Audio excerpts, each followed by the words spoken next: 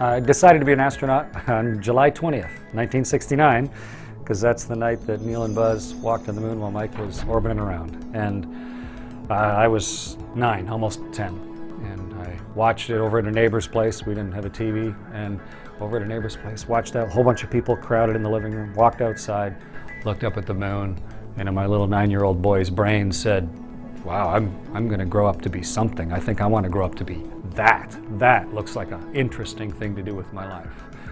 And so I consciously decided, well, like a million other kids, but I consciously decided on that night. So I was very much inspired by the early pioneers in space, by the early explorers, and by the tremendous capability that comes with a challenge like spaceflight.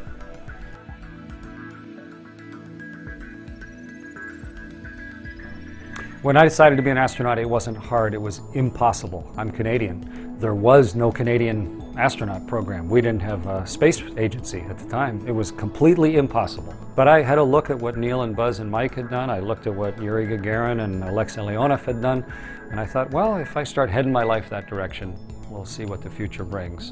And there were all sorts of setbacks along the way. It wasn't a linear process at all. It was nothing but dead ends and guessing and trying. But here I stand, 42 years later, having flown in space twice, on 2 different space shuttles, and now going to launch on one of the same sort of spaceships that Alexei Leonov and Yuri Gagarin launched on, and going to go live on the space station and command the International Space Station. So sometimes inspiration and dead ends can lead to a pretty amazing life of dreams.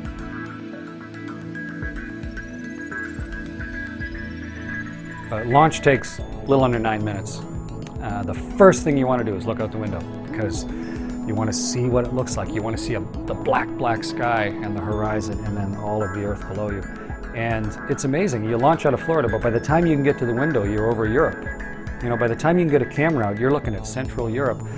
And I'd calculated and realized that 90 minutes after launch, with the world turning underneath me, 90 minutes, just an hour and a half, we'd come over the town I was born in Canada, and we were going to drive right down the highway, basically, that led from town I was born in to where my parents lived, to where I grew up, and where I learned to fly. And so I had that time. My watch went off about 80 minutes after launch, and had the camera ready. And so my really first good look at Earth was one orbit later, as I had my camera ready, because things go by at 5 miles a second, and watching the town where I was born and my family's cottage and all that history that was really important for me just rolling inexorably underneath me, and the speed of it and the quickness with which we'd come around the planet.